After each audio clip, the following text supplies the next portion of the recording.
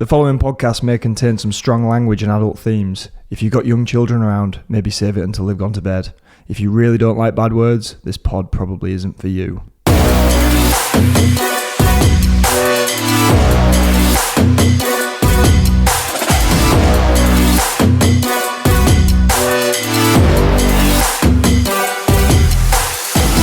Welcome to the Making Up the Numbers podcast.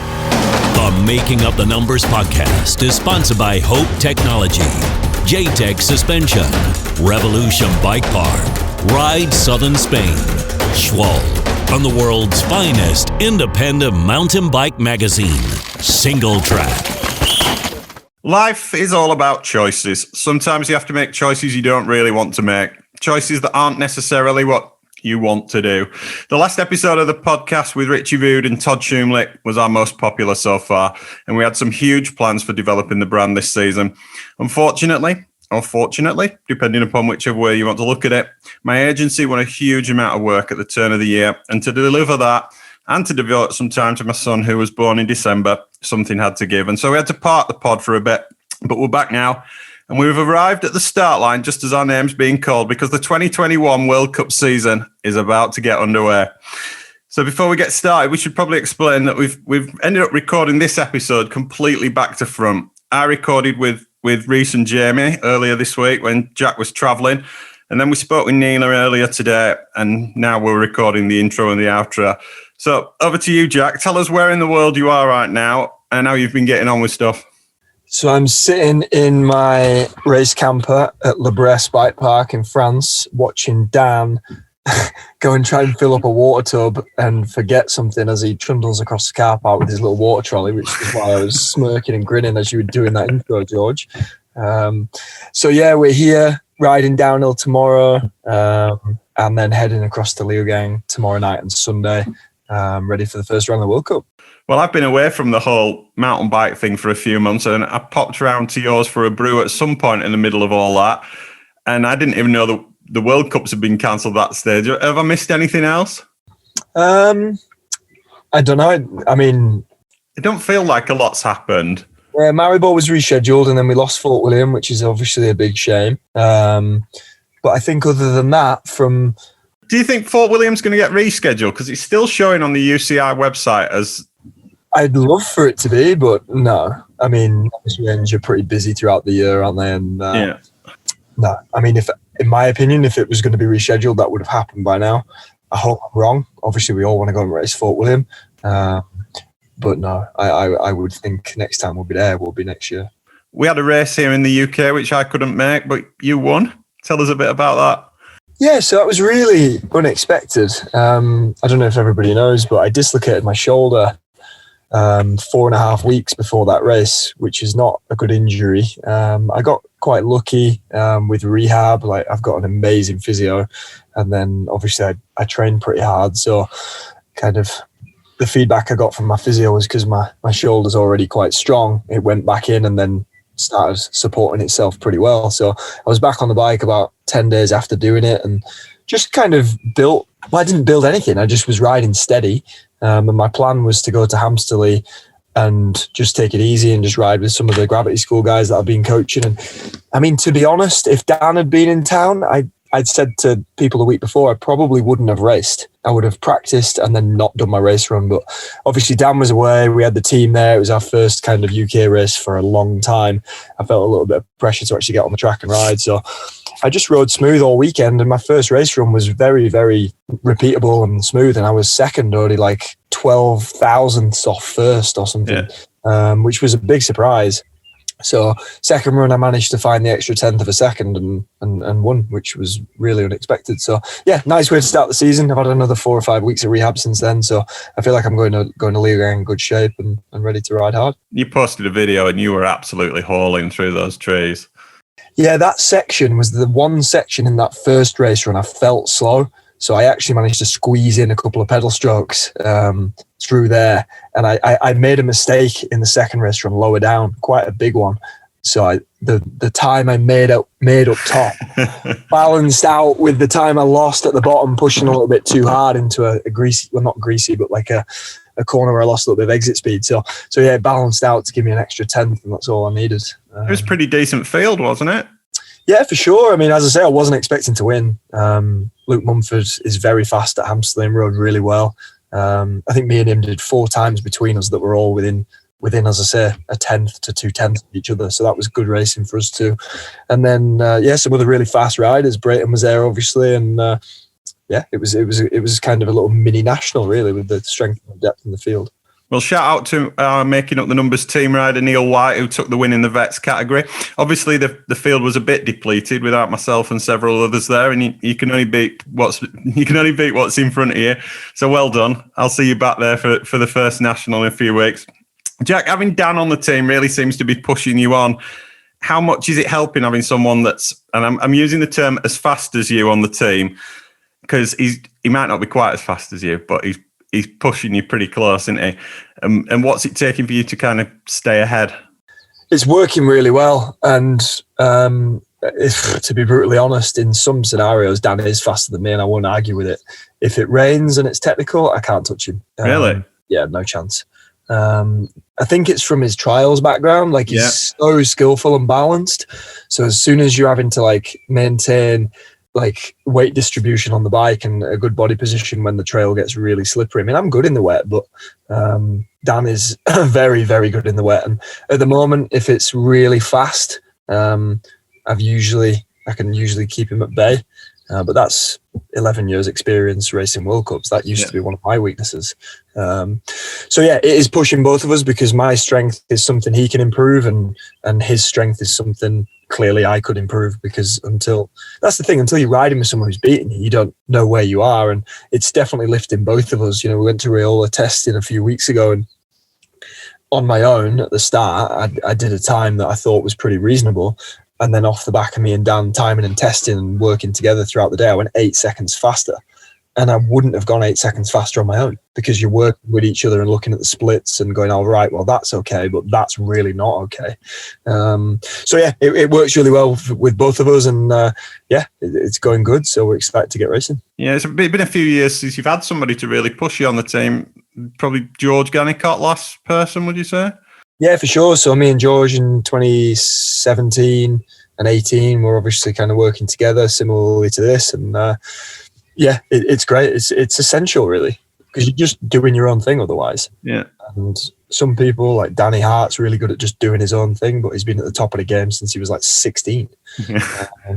So he knows what that pace is. Whereas, you know, for someone like myself who started doing this in his 20s, it's nice to have someone like Dan who's young and fresh and fast to kind of keep me sharp, keep me modern. There's a Star Wars saying, "Poor is the apprentice who does not surpass his master."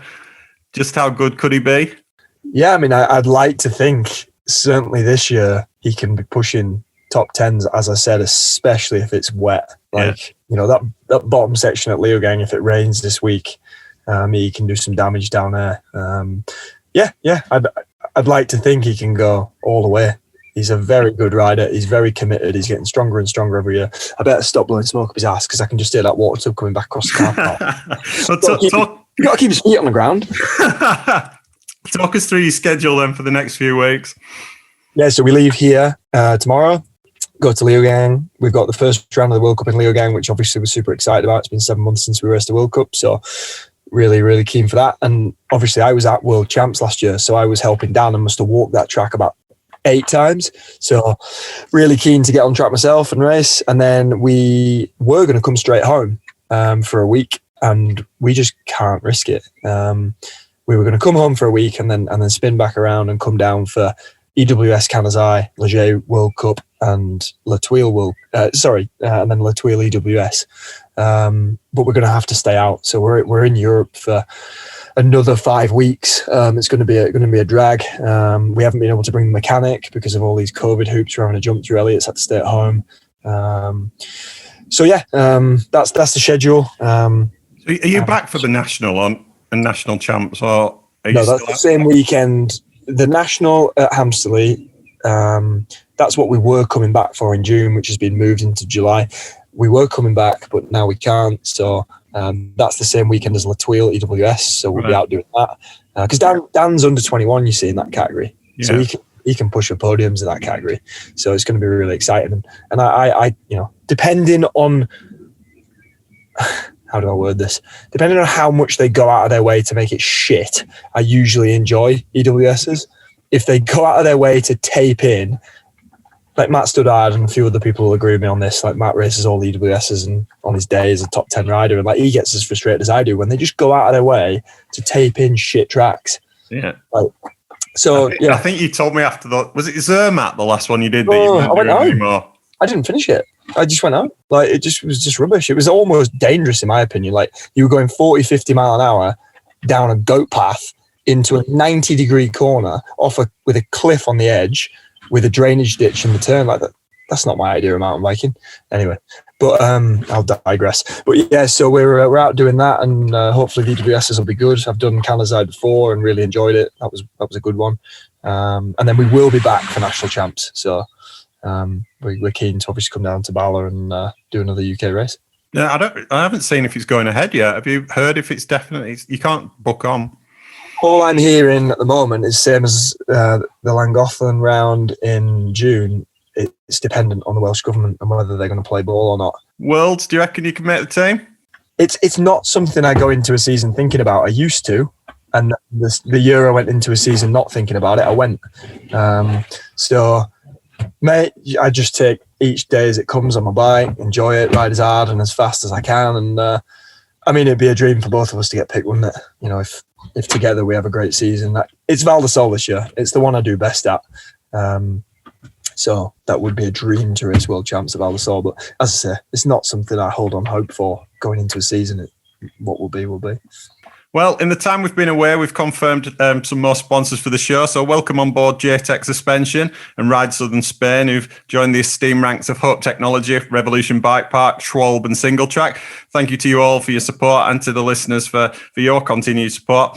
It's been a travel week for the riders. Everyone's heading over to Europe and schedules have been a bit all over the place, as I mentioned. But I caught up with your 2020 Elite Men's Downhill World Champion, Reece Wilson, earlier this week, and you can hear that interview after these messages. JTech are the UK's leading suspension, servicing and tuning specialists. By using years of experience and data acquired from data logging and dyno testing, with elite-level downhill and enduro riders, we offer a calculated service. No guesswork, no myths, no hype. Just an honest job done to the highest of standards and with the greatest of accuracy. We also stock products from Öhlins, Fox, RockShox, Cane Creek, Push Industries, EXT, Marzocchi, BergTech, MRP, and a host of others. Visit us at j-techsuspension.co.uk. Choose single track.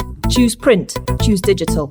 Choose an independent mountain bike magazine. Choose mountain bike culture. Choose adventure and mishap. Choose great stories and glorious photography. Choose ad-free access to our website. Choose time out with a mug of tea. Choose an annual subscription. Choose a monthly subscription. Choose discounts in our shop on a range of ethical products. Choose bobble hats. Choose hip flasks. Choose gift subscriptions for your friends. Choose single track salvation for your arse. Choose a username. Choose a community. Choose to support independent publishing. Choose your future and our future. Choose single track. First up tonight, we have the 2020 Elite Men's World Champion, Reece Wilson. Welcome back to the show, Reece. Have you tired of hearing that introduction yet? Absolutely not. Absolutely not. I don't feel like I've heard it too much. I've kind of been avoiding most media channels as of recent. I've been pretty focused on what we're doing. So, no, I've not heard enough. That was nice to hear. Thank you. I don't think you'll ever get tired of it, will you? I hope not. I'd be silly to get tired of it, I think. So, yeah, hopefully not. So where in the world are you right now? The land of apple strudel. We're sitting in Austria at the moment. Just had an apple strudel. It was very good. So, at the bottom of Schladming at the moment. Managed to get a couple of laps in today. It's actually really dry, so a bit of a change compared to this time last year. So, yeah, excited to really get some bike time in and get some racing again. It's been so long, so excited to get busy. And how long are you in Schladming for? I think we're here until Saturday, and then we're going to head to Leogang. So spend 3 or 4 days up in Leogang before the World Cup kicks off. So, yeah, enough. We're going to get two good days riding, and tomorrow, and I've done a few laps today. So 3 days in Schladming is always a good time. Excellent. So 2018, you got your first World Cup podium, that infamous fourth at Fort William. Then you went back to kind of floating around the top 20 again. Same again in 2019. Talk us through the kind of mental shift you must have made between the end of the 2019 season and the start of 2020, because you made the jump from being a top 20 rider to world champion and then first in qualifying in Maribor. How? I think if you followed my career really closely, it's been an absolute roller coaster with injuries. It's something that's just kind of plagued me for a long time. You put yourself in certain positions, so I can't really blame anybody else or anything. You know what I mean? Crashing's crashing, and sometimes you get injured and sometimes you don't.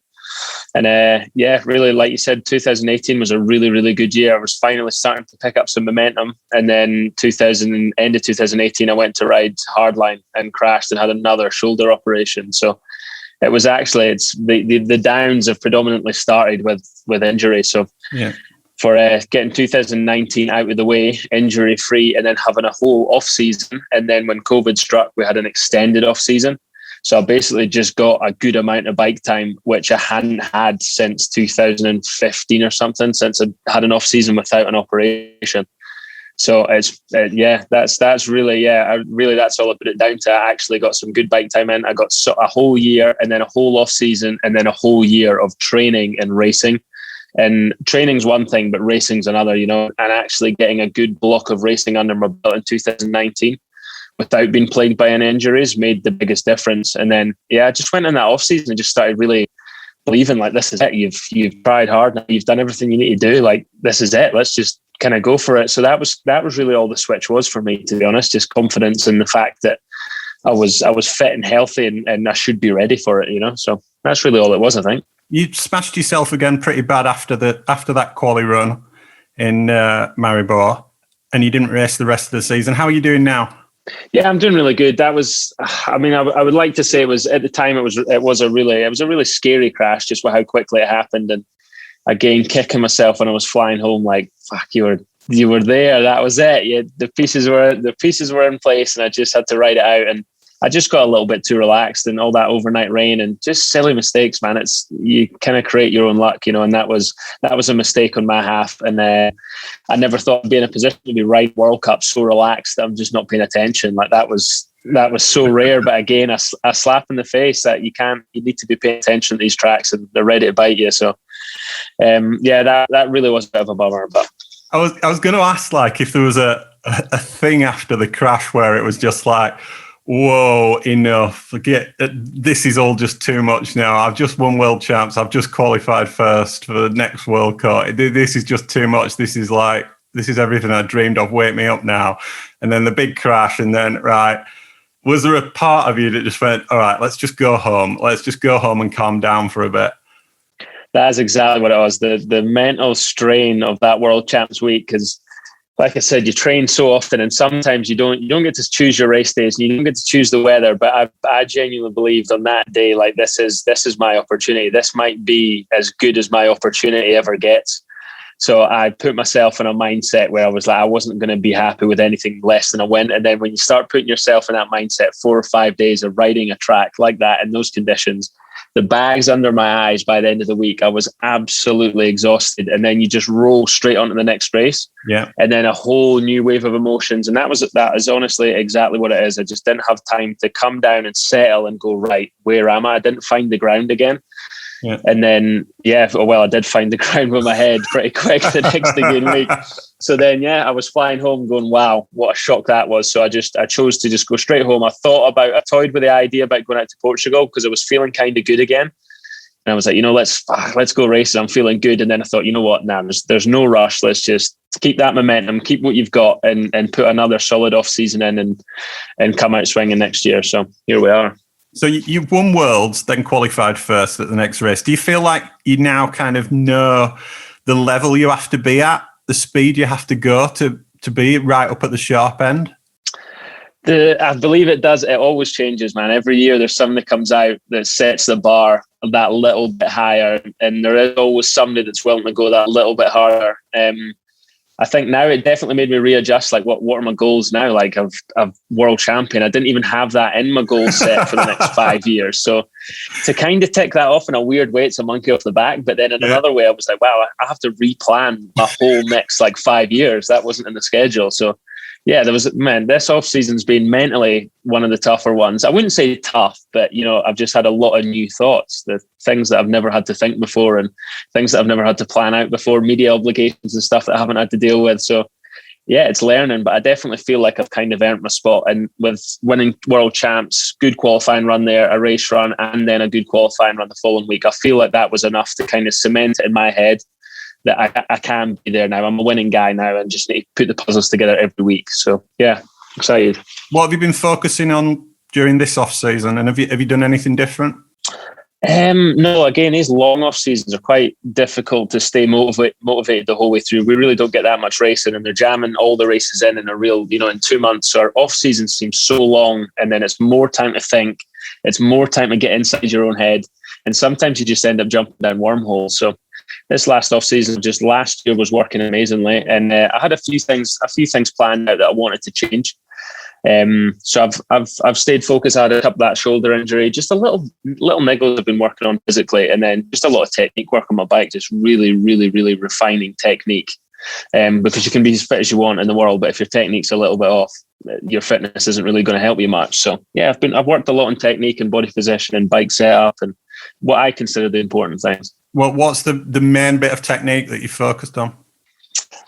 Oh God, I wouldn't say there's one thing. There's some. I don't want to give too much away. There's everybody's out there nipping at your heels. Everybody wants the answers. I don't want to give too much away. You'll need to watch and see. I didn't have that question down to ask you, but I had every racer in the UK, in the world, I sat there on my shoulder going, ask him what he's done. Ask it, say it.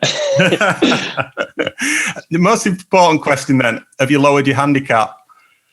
I've only just got my handicap. I'm 15.7 now, which I've only been playing about a year and a half, and I've had no lessons. It's all been I'm YouTube certified as a 15 handicap golfer. So I'm definitely excited to get home and work on that and get it a little bit lower. Cool. Well, tell us a little bit then about what happened with Trek, because the rumour was that you were going your separate ways at the end of 2020. Vergier was coming in. You were the man to make way. Then you go and win Worlds, and we hear there's a clause in every Trek rider's contract that if they win Worlds, they have to offer you a new deal. How much of that is true, and how much of that is absolute bollocks? I think most of that is fairly true. The contact, I don't know how much I'm allowed to say really, but the contact went pretty quiet. And normally when your contact goes quiet, I hadn't had the best. Well, in my opinion, it was a good year. I was coming off an injury. Yeah. And, whoever's dealing with it all, it's injuries are brutal. As a rider, you understand how long it takes for you to get back to some of them, especially when it's a serious one. So for me personally, I was like, I've done pretty well. So I was expecting to be re-signed, but you should never expect. And then, I kind of started hearing some rumors that I was going to be replaced, or like Loris was coming in. I thought, shoot, there's no way they're going to have an additional rider on. So I was like, somebody's going, and I was looking around, going, yeah, it's probably me. So I was aware of what was going on. Yeah. But then it kind of lit a fire in my belly. It definitely got me fired up going into World Champs. I was like, you know what, I'm going to prove you guys wrong. But unfortunately, there wasn't a whole lot of other team options out there anyway. Even if you did want to go somewhere else, it was pretty. It was late on in the year. It was very, very late, and didn't have many options. So yeah, I had just hang out in the line. It was when to get a ride or be a privateer. So was there a lot of interest after Worlds though? No, that's basically none. There was really, a few people reached out to help me out, but nobody really had that many spaces. Everybody was pretty locked in by the end of that year. Kind of halfway through 2020, I guess, most teams have thought, well, you can't really not re-sign somebody when there's been no racing, So I think most teams kind of had a pact that, we'll just bump this year onto next, and we'll just run everybody on a 1-year contract. And I guess I was one of the few that wasn't going to get that option. So yeah, got a little bit here or there for a while. So Fort William, your home race, currently showing as postponed, possibly to be rescheduled on the UCI website, I think. Might be cancelled. How gutted would you be if it was cancelled, not getting to wear your World Champs jersey there? I'm hoping I'm going to get more opportunities. So I can't say I'm too bummed. Fort William, it doesn't really matter what jersey I've got on. Fort William's going to be unreal, and the fans there absolutely love you no matter what. I could be wearing a bin bag and they'd still be screaming at me. So yeah, Fort William's Fort William. It would be. It's always going to be a shame to not have it there. But I think at the same time, a lot of the other riders, I've not been doing this for that long. I've not been going to Fort William for 10, 15 years like some of the other guys have. So I think a lot of other people are a bit sick of it now, and maybe a little break from it would be a good thing. It'll make it fresh when we come back. So. But for me, I'm definitely bummed. I absolutely love that track, and I seem to have good results there. It seems to treat me well. So, yeah, hopefully next again year 2022, we should see it back in strong. So straight back to Leogang. Have you checked the forecast? Have you? It's funny. It's the first thing everybody was talking about when we got here, and it's looking like it might rain. The pretty standard. As soon as racing starts, the rain comes. But I mean, at the minute, you wouldn't guess it. It's been absolutely lovely. We had a little shower today and possibly some rain on Friday. But yeah, honestly, I'm ready for everything. I really am. It's about time I learned to ride in the dust. So hopefully we should get some dust. How have you gone in Leogang previously before last year? Yeah, really steady. Really, really steady. I think my kind of around the 35th place is kind of where I started back in 2015. I've been slowly building, crept into the top 20s. I think I had a 12th and 11th, and then one world champ. So yeah, I've been slowly progressing my way up the ladder at Leogang, and yeah, it's a great track. There's not many tracks I don't like, to be honest, that we go to now. So I'm feeling pretty confident for them all. Cool. And tell us how the rest of the team are getting on. Have you had a camp?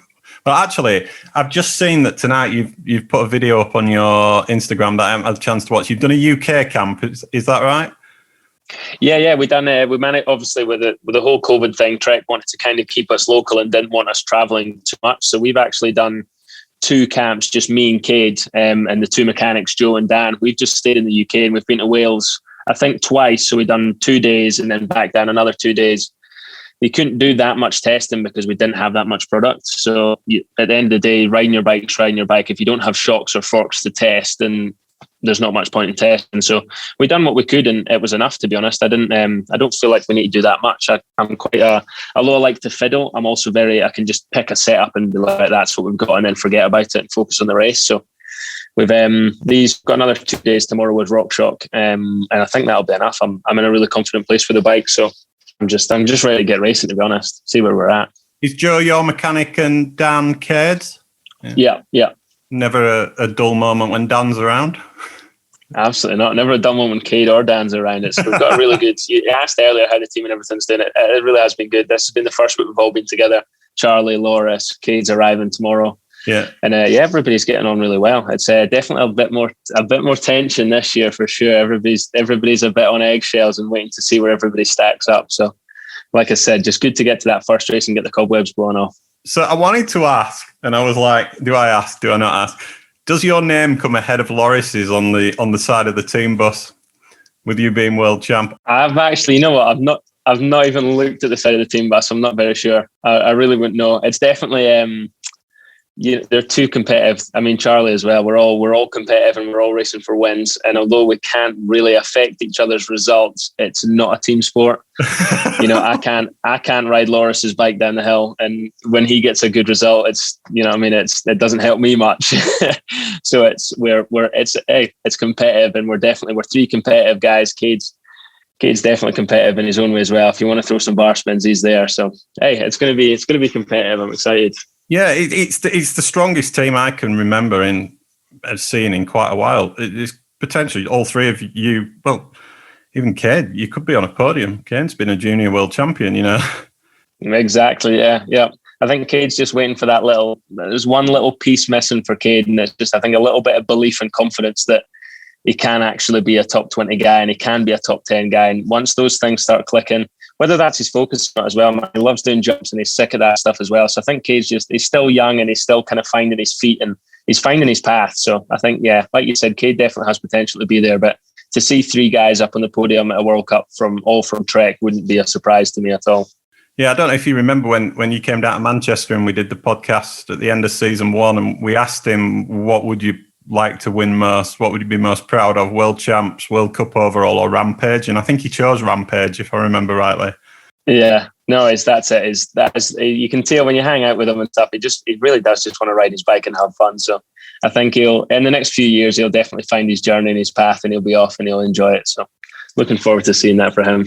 Well, you mentioned earlier about you've had to refocus your goals. You've had to set, some new targets. What are the targets for this season? Can you reveal those, or what are you going for? For this season, I wouldn't lie. I'll be disappointed if I don't get a win or two. And you definitely, you don't need to get all wins to get a World Cup overall either. So I think now, after having a World Champs, you kind of need a World Cup overall to go with it. And I've got the World Champs now. If you got any more than the one, that's a bonus, you know what I mean? But getting the one is the hard one. So having that at the back of my mind now, I definitely need to focus on the overall. I'd absolutely love to have an overall. Matt killed it last year. There's a lot of consistent fast guys now, so it's tough. It's really, in my opinion, I see an overall as being a more impressive feat than a World Champs, to be honest, because you're basically trying to string 6 World Champs together.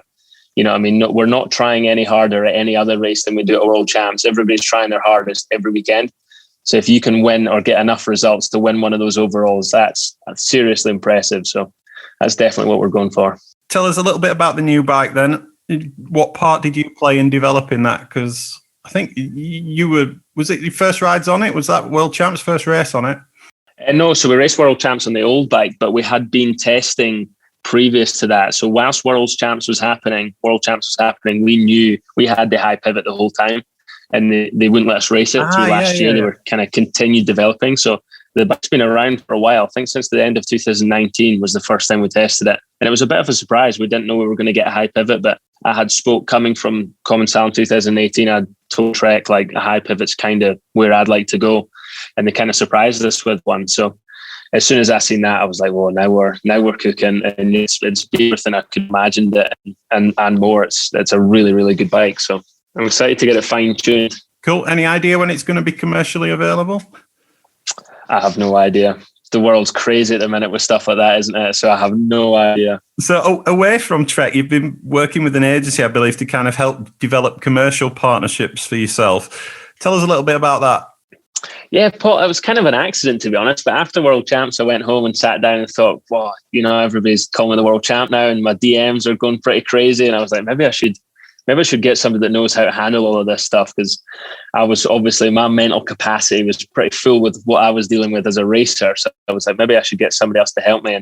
And it was actually through Ben Cather. It was somebody he was helping him at the time, Paul Lambert. So he was like, you know what, never really done it. I think that's cool in a way, because there's a lot of in industry people that I could have went to, but he was so fresh on the outside and didn't really know a whole lot, but I got on really well with him. The first kind of phone call we had, I was like, I really like what he's saying. And he seemed super, super keen. So I was like, you know what, I'm going to give him a shot.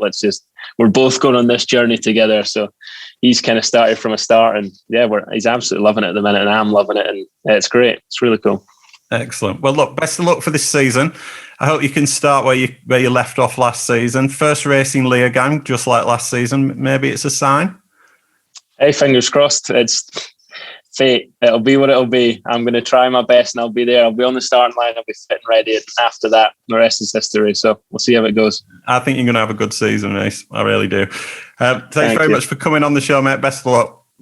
Appreciate it. Thank you very much. Cheers. Catch you in a bit. We'll be back after these messages. Hi, I'm Sasha from Revolution Bike Park. We're here in Llanganog, and I'm just going to have a chat to a few people and see what they like best about the bike park. I think it's the variation in the tracks. It kind of challenges you. You can come here and start off on the free ride, and everything's rollable and fun. But then if you want to challenge yourself, you can go up the scale or two, and you just get better as a rider. Steep. It's very steep compared to a lot of the other ones about, and it's good. Good to work on your technical stuff. What's your favourite thing about Revo? Far side. Best thing up here. Probably the hardest trail. Epic to start off with. Mellows out a bit, but keeps you on your toes. Just how quick the uplifts are, how quick you can be up and down the hill. Everything. Absolutely everything. Love the place. Sketchy, wet, glorious sun, everything. Nina Hoffman, welcome back to the show. How you doing? Yeah, I'm good. Thank you. Hi. Excellent. Are you in Schladming as well for the race that's not a race? Yeah, I'm here in Schladming for another race, doing some timed laps. That was pretty fun. Yeah, so it's Friday today. What was it? Practice today, or is it? Yeah, we did yesterday practice and timed laps, and today in the morning also, till 1 p.m. I think. Yeah. And how have you gone on? So yesterday was quite okay. So I learned to track and got a bit on speed and felt good on a bike. And today we put on a telemetry system, which was the first time for me. So we had some struggle to get it on and install it the right way. And so this took me some runs where I couldn't really, be on fire.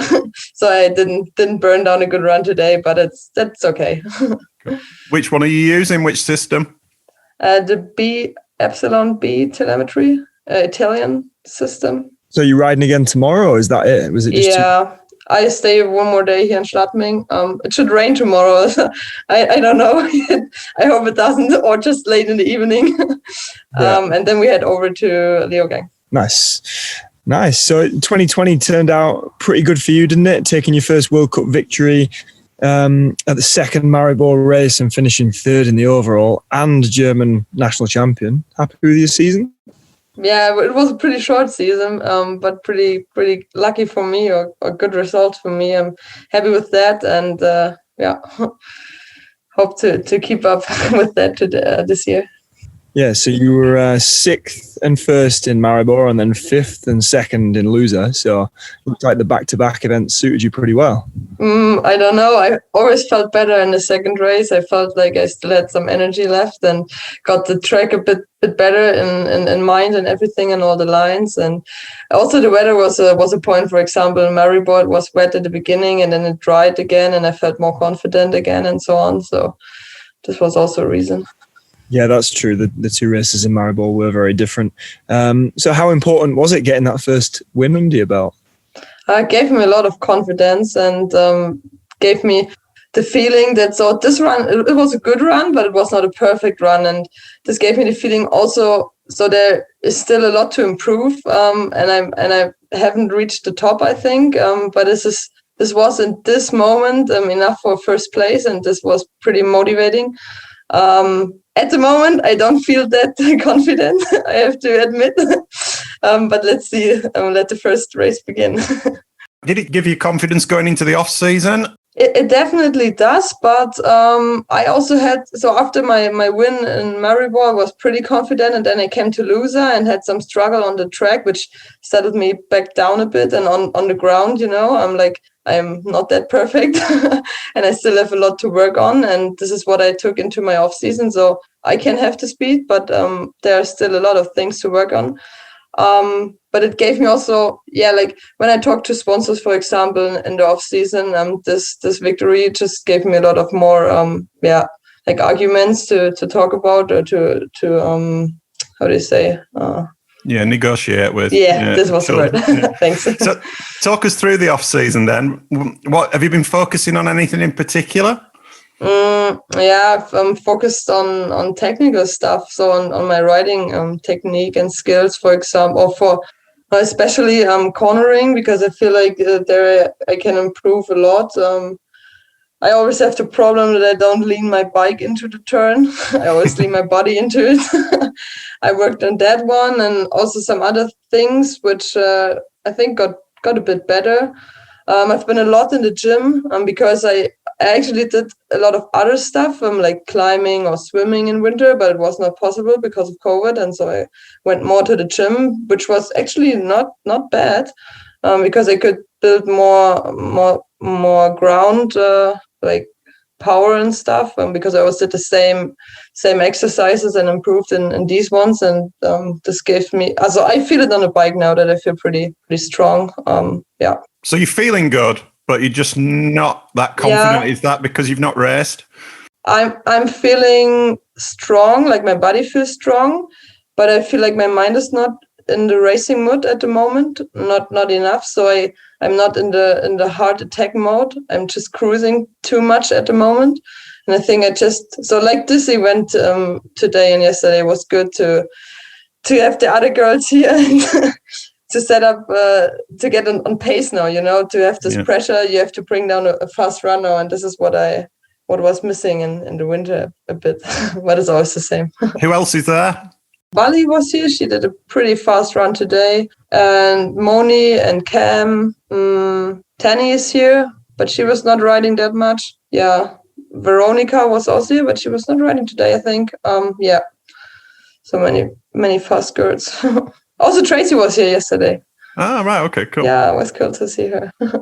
The women's race kind of maybe, I don't know, 5 years ago, a little bit longer, used to be a little bit of a foregone conclusion. It was hard to get excited when you pretty much had a good idea who was either going to win or the top two riders. Whereas now that's certainly not the case. You know, you've got a stacked field with lots of really talented female athletes now racing the downhill. Who do you think is the danger woman this year?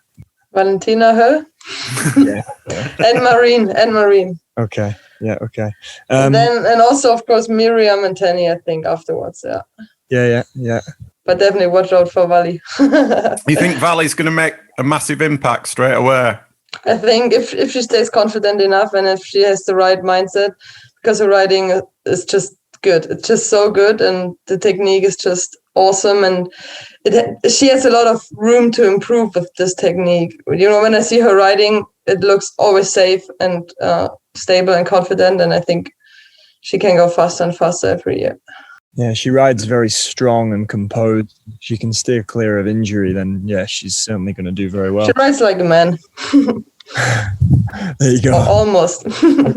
Yeah, that's something that's used as a compliment in mountain biking, isn't it? And how much longer the political correctness will let that last? Yeah, okay. Sorry. Who knows? But yeah, I mean, I definitely don't care. But, so do you feel now you've got that win under your belt, you're a legitimate contender for the overall this year? Obviously, you have told us already you're not feeling particularly confident, but do you feel you're going to be in the mix? I hope so. I think I just need the first race to come up, and then I get this confidence and this race mod back, and I think I'm able to win at least one race or maybe two. I don't know if I'm able to take the overall. We will see, but yeah, we will see. Well, Matt Walker showed us last year, didn't he? You don't actually need to win any of them. You just need to be consistent in that. Yeah. Top three, top four. Okay, cool. But yeah, I think we're all at this stage. We all feel the same. Like, you can do all the timing and all the testing you want in the winter, but a week out from the first World Cup, you just want to get on with it, don't you? It's we're sat here now at the Brest and we're going to ride downhill tomorrow, but really we just want to get to the World Cup and get going now. It's long. Because you always have these last weeks before the first race, you always have this feeling like you haven't done enough. And this is what I have at the moment. Yeah, well, I feel like I should have done something more. Don't know what, but more. Is it still the same rule where the top 5 women go into air practice? I think so. And we got a mail from the UCI 2 days ago, which they changed the training a bit, where they do a mixed training of A and B group. So first B group 2 hours, then 1.5 hour mixed, and then 2 hours A group. I think I haven't looked it up. I think that can only be because of, as I said before, these daft COVID hoops we're all having to jump through. I think a lot of athletes won't be here. So we're going to be pretty low on numbers. I mean, Maribor last year, I think there weren't too many more than 70 men. Yes, so this was not why not let people practice together, or why not let people practice slightly later in the day when typically the weather in those resorts is always a bit greasy in the morning? So I think it's a really good idea. Yeah, and we did it already last year when we had these double rounds. For the second race, the practice was...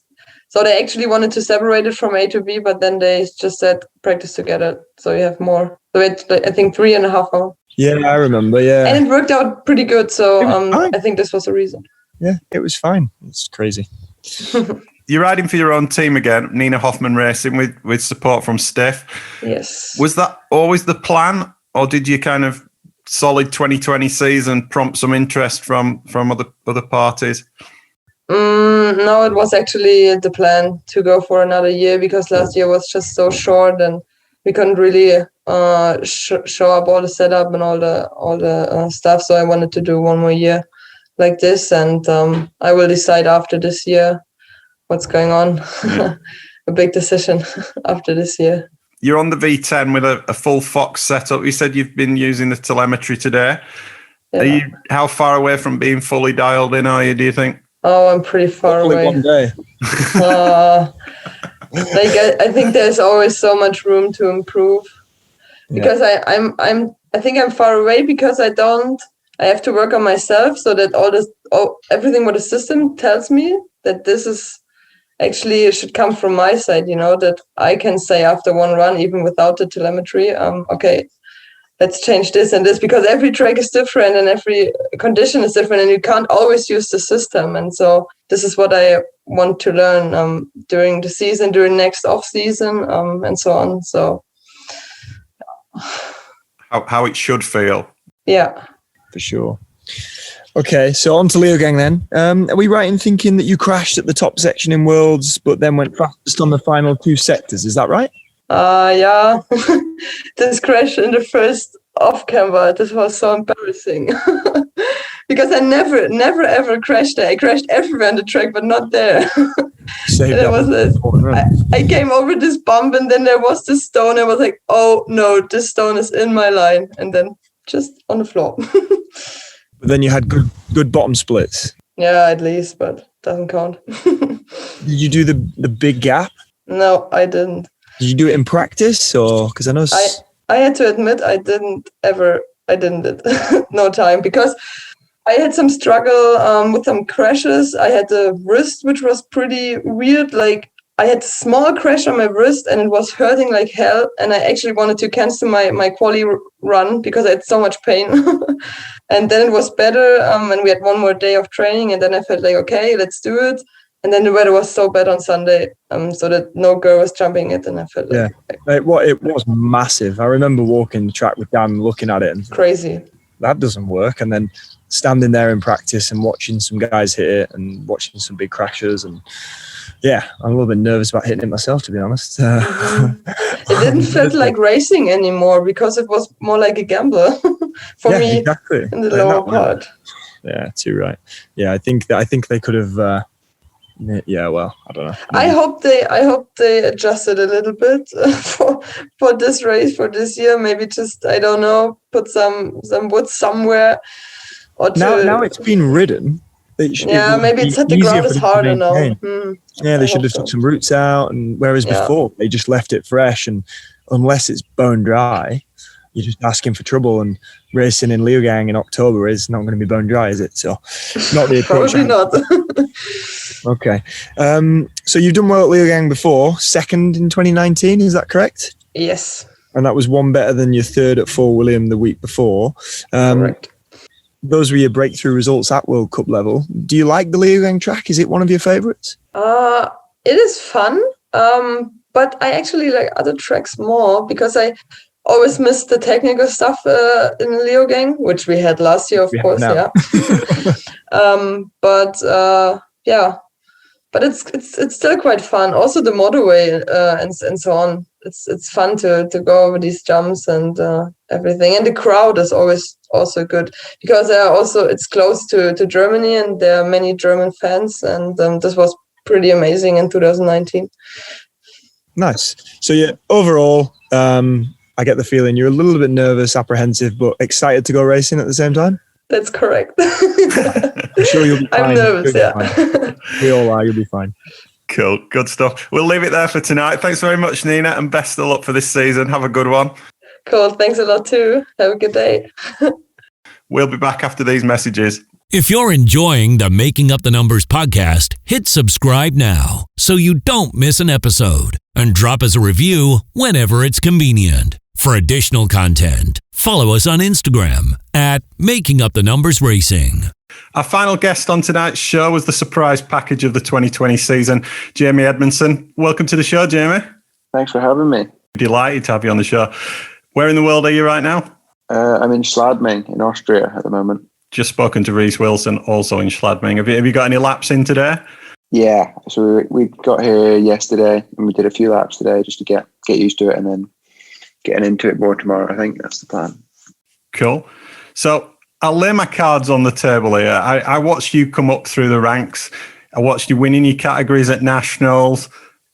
I thought you were a great prospect, but then subconsciously, I think after a couple of years in junior, I'd kind of put you into a category in my head of I'm not sure if he's going to be able to cut it in elite, because you see the people who come through and make a big impact in elite, they've all been winning juniors by, usually they've been winning juniors by a fair way or been pretty dominant in that category. If you look at the ones in recent years, Matt Walker, Finn Isles, Thibaut Deprella, you were in and around the podium, but you weren't winning. And I'm delighted that you've proved me wrong. Tell us a little bit about what it took to make that jump. Yeah, I think I was probably the same as you, really. It was sort of, last year was almost at the point where it was like, well, I'd struggled in 2019 with the bike a bit, and there'd been a few injuries and little issues, and didn't feel like I was at my full potential. So sort of 2020 was the year. It was like, well, we'll give it one last shot and see if we can break in and get some qualifications in elite and see what happens, really. And it just all went better than I ever could have expected, really. 29th and 34th in Maribor. Were you happy with that? Were you like, yes, I'm doing all right here? Yeah. So I think it was it 18th in qualifying at my first ever elite qualifying. Yeah. And I was like, this is surreal. I went sort of hoping for top 40s and maybe try and get some UCI points so I could race this year. And it all just sort of kept ticking over and it was going well. And I think my head was in a real good place and I was happy with my setup last year. I think it all just sort of clicked and it was cool. Yeah, obviously then we went from Maribor, went to Loser, dream stuff really, 10th and 4th. Is there anything that went kind of particularly right for you that weekend? I think just my head game was just really good. Like I'd sort of the goal for the year was top 40, and the second goal was to get enough points to be able to race. You had to get 40 UCI points to race in 2021. So I was like, I came into Loser and I'd already achieved that. Yeah. So I was like, well, let's just see what we can do. And it's the racing's so tight that to go from that, was it 29th, I think, 28th, 29th? It was 2 seconds and you were top 20. It's such a tight margin that I was like, well, I could have found 2 seconds there if I'd done it again. And so I think my head was in a really good place. And I had such a good week in Loser. Everything worked and I just enjoyed it and had such a good time. And do you think it's just confidence then? Yeah, I think it's confidence and there was no pressure because, like I said, I'd already sort of achieved what I'd wanted to achieve. So it was like, well, let's just see if we can push that a bit more. But there was no, if I'd come away with 250ths, I wouldn't have been disappointed as my season as a whole. So I think that was a real good place to be in. And what's the main thing you learned from last year? I think just your attitude towards racing and your head game's so much more important than you ever think it is. And the bike isn't always going to make or break the season, and you can train as hard as you can, but if you're not in a good place mentally, you're not going to be able to use that to its full potential, really. Do you think you were a bit kind of daunted coming into elite? I mean, obviously you came in and had a big impact straight away, but mentally was it tough coming in thinking, I mean, you can name 10 guys who could possibly win the next race, it's how do you deal with that coming in? Yeah, I think it was daunting probably. And I kept my expectations pretty low and I'd sort of had a good season up until then and sort of knew kind of where I was at, but not really. Yeah. And just thought, well, I'll give it my best shot and one last year to see what happens. And if it goes well, we'll continue racing. If not, we've had a good run and I've enjoyed it and it's been good. So it was definitely daunting though, coming in for that first qualification, sort of not really knowing where you were going to end up. Were you in like B practice and stuff like that then to start off with? Yeah, so I think the first race in Maribor, I was B practice, but I got into time training from being in junior and doing all right in there. So yeah, it was a bit weird, but it seemed to work out in the end. 11th in the overall. Is it just top 10 that are protected? I think it's top 10 that are protected for the whole season. So I think I get protected for the first round in Leogang, because it was top 20 from last year at the first round, and then it goes to just top 10 for the rest of the series. Yeah.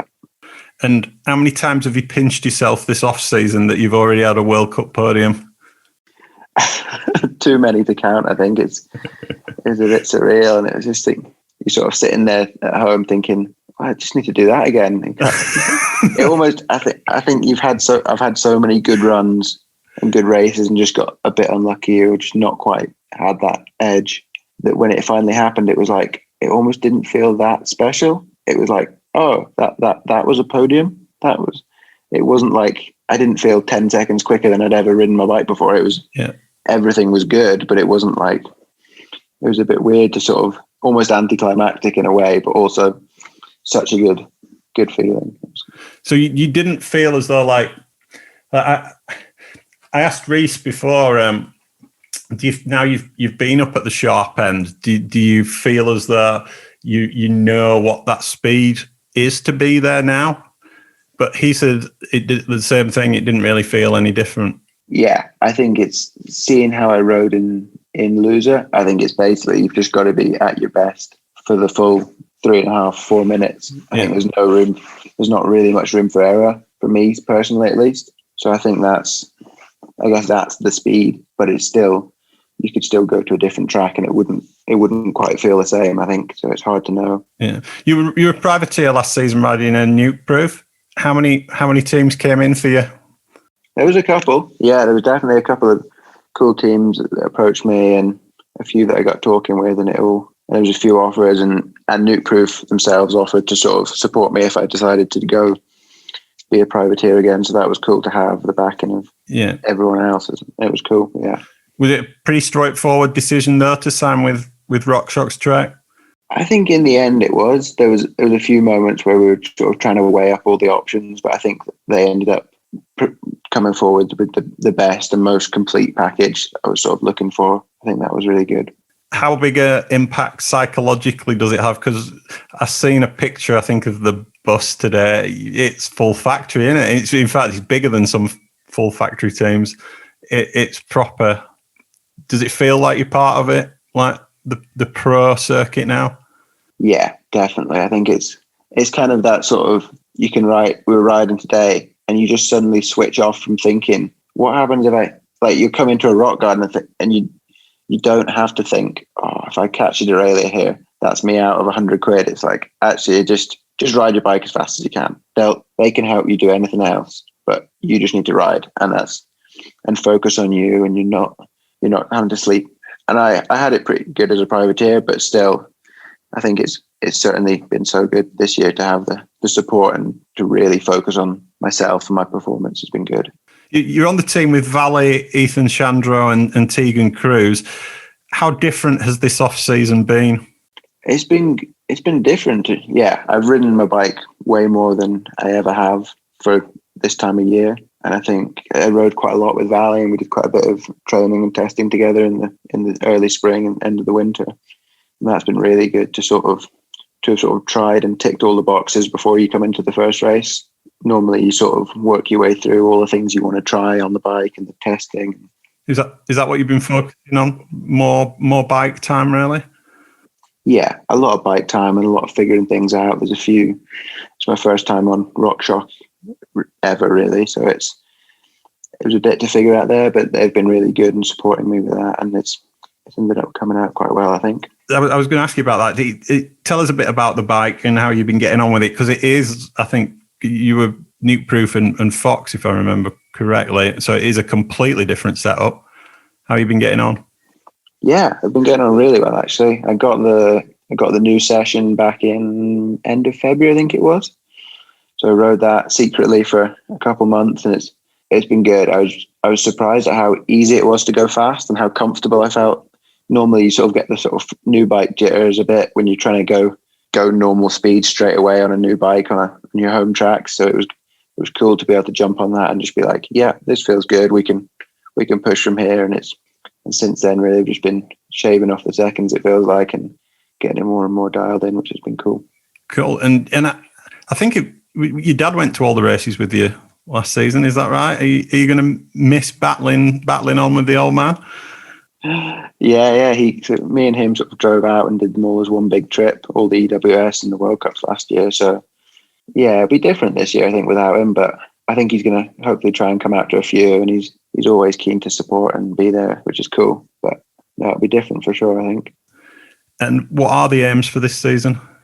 I think trying to keep it realistic. I think it's going to be tougher this year. I think there was probably 10 guys who could have been top 30 guys who weren't there last year. So it's going to be tougher, and I think there's more races where you get to prove yourself, but also have to prove yourself.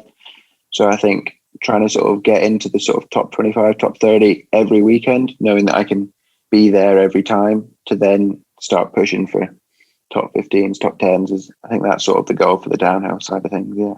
And you're doing some EWSs as well?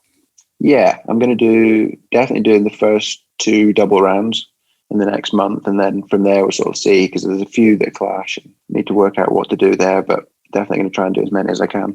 Cool. There's no loser on the calendar this year. Which round are you looking forward to most?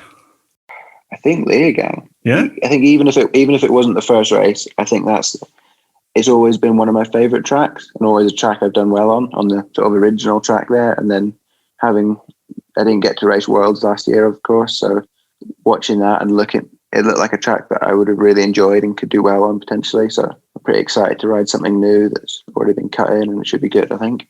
So you're on the team with Valley. Leogang's her local. You mentioned you've been riding with her quite a bit. Has she given you any insight into the track you'll be racing? Is it exactly the same track as Worlds last year? Yeah, it sounds like it could be quite similar, I think. I don't think they've done too much work on it, and it's just sort of sat for the winter. So I think it could end up being quite similar. Just depends on the weather, I think, more than anything. And how's Valley getting on? How's her ankle? Yeah, I think her ankle's, it sounds like it's 80, 90%. It's getting there. Still a few niggles, but she's riding really well and riding strong, and it's cool to see her pushing hard, which is cool. Excellent. Well, look, thanks for making the time to come on, Jeremy, and best of luck for this season. I really hope you can keep it up and push on even further. Thank you very much. Thanks for having me. So those were the interviews that took place earlier in the week with Reese Wilson, Nina Hoffman and Jamie Edmondson. Jack, talk us through your setup for this season. Have you got any changes? Yeah, so the only major change we've got going into these races, which is the 2 World Cups at Leogang and Leger, and then the 2 double-header EWSs, is that at the moment, me and Dan are out here without the help of Elliot, our mechanic. Haven't been able to get him into Europe because of all this bullshit with different governments playing tit for tat. So obviously me and Dan are both good mechanics ourselves, so if everything's going pretty well, we'll be fine. If we have any major dramas or like both kill a wheel on the same day, then obviously we'll have to deal with that. But I mean, we've got SR Sun Tour, we pit with them, Kevin helps us, and then Commensal are out with their athlete support team, so hopefully we'll have help if we need it. Yeah. Other than that, the race program is pretty much as it was last year. Dan's moved into elite, so really excited. Obviously we can be on track together, working together, and we're both just keen to get at it. Cool. The schedule: Leogang 12th and 13th of June, then pretty much straight to Leger, Maribor, then World Champs in Val di Sole, Lenzerheide, and finishing off in Snowshoe. So it's a 5-round series plus World Champs. There aren't any double headers, are there, at the moment? Is that something you wish we'd kept? Yeah, I really liked them. I wouldn't want to potentially do like the crammed schedule that we had last year, where we did a double header, had 1 week, and then did another one. But yeah, the double headers were sick. Like it was 5 days riding. Really, I think most people really enjoyed it. I think a lot of people went off to the World Enduros and went, I'm going because I get to ride my bike more. And whenever I've done a World Enduro, I've just gone, well, yeah, you're riding your bike more, but a lot of that's uphill, sweating. It's not quality bike time. Whereas when we did those double header World Cups, Jesus, like it was 5 days on the downhill bike in a row. Now that is quality bike time. And anyone who mountain bikes and argues with that, what? Like you're getting taken to the top every day to ride downhill for 5 days in a row. It was mint. And then they did little track changes between the 2 races. So yeah, I'd be well keen for 1 or 2 double headers to be thrown in there a year. Yeah. And I know Dan would second that as well. Yeah, and as a fan for us, it was absolutely amazing. It's like you're getting double bubble. It was like you get in a race, and then 2 days later another race. This usually we have to wait a month in between the races. It was superb.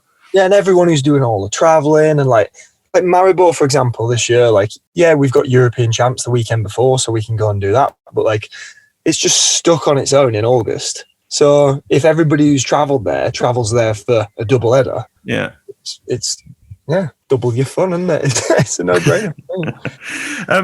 Who do you think are going to be the biggest challenges for the overall? I know it's so hard coming into it. I think everybody's fit.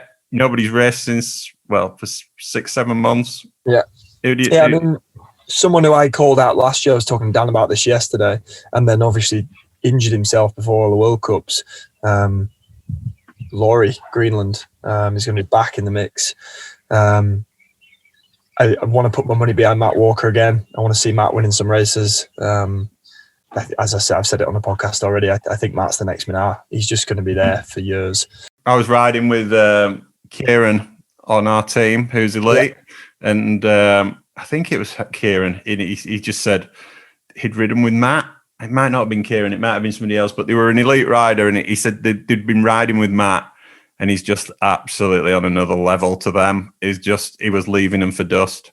Yeah, when I was at Fort William testing, I won't talk times because I'm not sure if Matt would want me to, but like the time he did was like not far off World Cup times. And I saw him on the run because I was on the chair, and he just looked like he was chilling. Like he just looked like water down a river. And the time he did was just insane. And it's like when that speed is coming that easy, yeah, that's where you need to be. And that's something I try and communicate to Dan and the other guys I coach. Like, you need to build it progressively so that when you get to that fast pace, you've not just jumped there and you're like on the edge. You've worked your way there so that you feel composed and comfortable. So yeah, Laurie, Matt, and then obviously the Frenchies are going to be quick. Who knows if Gwynny's going to come back? I mean, we could just list names for ages. There's so much talent, so it's going to be exciting. Is there any riders who stood out last year who you think might go on to bigger things this year? Joe Breeden finished his season last year with 10th at Loser, and then we've just seen today he's come fastest at that Schladming timed session, and I had a little peek at something Alan Milway shared, and Joe had done 3 times that would all put him in the top 10, if that makes sense. I think he would have been like 1st, 7th and 9th or something like that with 3 runs. So good consistency. It wasn't just like a flash in a pan run. So maybe Joe's ready to lift it to that next level. Who else did stuff last year? I mean, can Jamie Edmondson continue? Obviously, he's been on the podcast tonight. Shame I didn't get to interview him, but thunderstorm's going. Yeah, it's going to be wet tomorrow. Can Jamie follow up from that great season he had last year? Testing me, George. I haven't really been thinking about it too much. I've been that focused on what we've been doing. I haven't thought about anybody else. What about juniors coming into? Yeah, so I mean, there's been some chat about Jordan Williams, aren't there, on Madison? Apparently he's got lots of pace. So he's a first-year junior. Is Sheen still in junior? Second-year junior. So there's a Sheen, and he was flying last year, wasn't he? Can anybody touch him? So it's going to be interesting. Okay, the big 5 questions. Can we see Piron bounce back after breaking his back last season? His kind of riding style's flat out. With the broken back, will that have had a psychological impact? Will he have to take it down a notch? Absolutely not. He's already back in he already won that Portuguese race. There you go, George. You've been out of it. This is what you missed. Yeah, there was a Portugal race a couple of weeks ago. Piron won, Angel second, was Deprella third. Yeah, and the video clips of him, I can tell you, he has not wound his neck in. Brilliant. Yeah, still full pace, so he'll be back 100%. Are we going to see a win from Matt Walker? Question number 2. 100%. I wouldn't even be surprised to see it out the box. You mean think he might take the first? He always starts fast, doesn't he? Yeah, I wouldn't be surprised at all. Like, obviously, as we've just said, there is so much talent and there's so many variables. But yeah, if I was gambling, I'd say, yeah, Matt will definitely win a race this year. Question number 3. Finn has to be one of the most inconsistent riders. Are we going to see him push for wins and regain that composure that he had when he was in juniors? That's the thing, isn't it? Like Finn said on a podcast, I remember listening to it in the first lockdown, that he'd had 2 really inconsistent first seasons in elite, and he, dialed it down a touch and gone